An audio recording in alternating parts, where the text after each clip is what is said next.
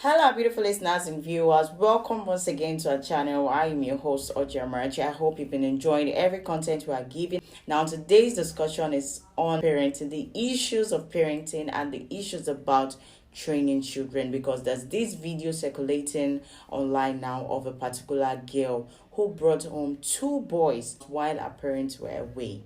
Now, like I said before, the issues we'll be discussing today is on bad parenting. What is the issue? What can we say is the issue? Should we say that the new parents these days are deviating from the way we were trained, the proper way of training children, or should we blame it on social media? Like sometimes I used to say that, yeah, I blame it on social media. You can correct me in the comment section if I am wrong, but to my own opinion, everybody is entitled to their own opinion and everybody has their opinion and have something to share. You can share it in the comment section about what you feel like might be the reason for this issue. Like I said before, this new media, I believe, is the cause of this, because children are now exposed to a lot of things that they see online, and they believe most of this thing and virtually all this thing they see online are normal and are good.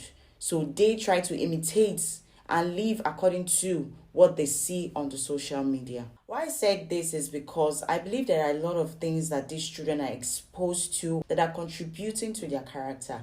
Yes, I understand that sometimes there are certain things they also learn at home, but social media has exposed these children to a lot of things. Now, these days we have parents. No, I'm not saying it is a bad thing to give your children phones or laptops and the likes. Yeah, it is very good because they might need to reach their children, or they might need to learn one or two things. They might need to use the internet.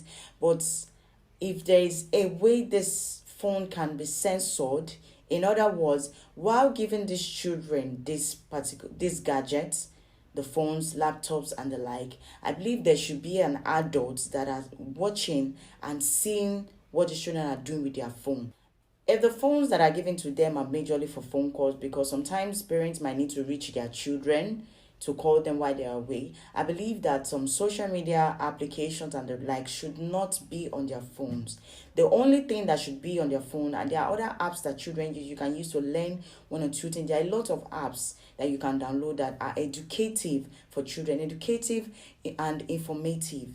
Because this social media these days, you can open social media today and you see certain things that they are not really censored. There are some apps that are not censored. There are some social media apps that are not censored.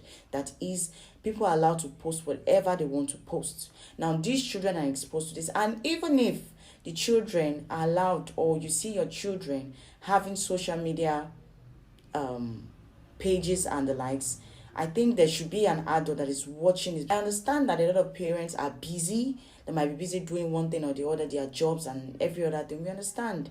But I believe these children should not be left alone with these gadgets, or left alone in the house entirely. Now, there's a video circulating of a particular girl. Now, when I watched this video, it was really sad to me, because when I saw this, I looked at myself that while growing up, you can't try this in my parents' house. It is not possible. You can't even speak to a guy. While growing up, there are certain things that my mother told me that made me scared of even talking to the opposite sex. But these days, we see children doing tons and tons of things.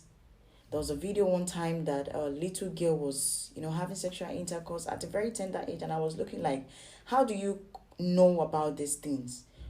We didn't know about, at the age of 10, we were just playing as children. We didn't know about all of the, yes, sex education is very, very important, but while growing up at that age, I sat down when I look back and I said, at that age, I was naive. We were all naive. But why is it now a thing these days that there are certain things that come out of children's mouth, or certain things that they do, that I sit back and look at what is really the problem? Where are these children learning this thing? How are they learning this? How are they seeing this? Are they seeing it in schools? Are they seeing it at home? Or is it their phones? We really don't know. It's a problem now in the society.